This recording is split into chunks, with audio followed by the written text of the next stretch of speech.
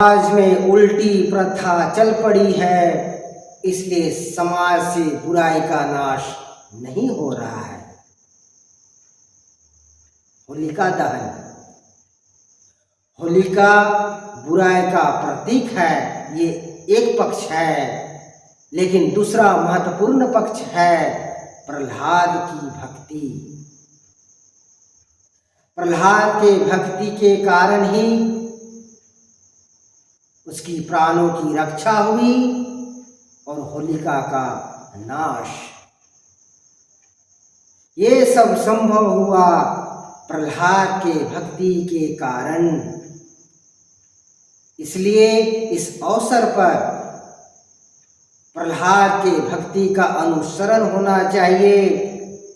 उस रात सामूहिक कीर्तन भजन होना चाहिए, भक्ति करना चाहिए, साधना करना चाहिए। बुरा बने बैठे हो और बुराई को जलाने चले हो। बुरा कभी भी बुराई का नाश नहीं कर सकता। उल्टी प्रथा चल पड़ी है। अच्छाई बुराई का नाश करता है, प्रकाश अंधकार को दूर करता है। इसलिए भक्ति की अग्नि कुंड जलाओ, बुराई की नाश हो जाएगी, जीवन की रक्षा होगी। नहीं तो 2047 में होलिका आपका नाश करने के लिए ताक में बैठी है। इसलिए अब से आगामी वर्ष इस अवसर पर पूरी रात कीर्तन भजन साधना पूजा होना चाहिए। उसके बाद जब होली खेला जाएगा तो होली का सात्विक प्रभाव पड़ेगा, समाज में सात्विक परिणाम निकलेगा।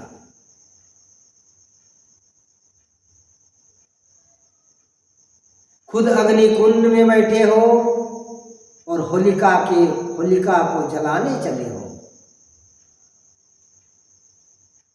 तुम बीड़ी, सिगरेट, गुटखा, तंबाकू, शराब के अग्नि कुंड में बैठकर जलकर राख हो चुके हो। 2047 में होलिका से खाक लड़ोगे, होलिका फूंक मारेगी, उड़ जाओगे, क्योंकि तुम तो जिंदा हो ही नहीं। जिंदा नशा नहीं करते हैं।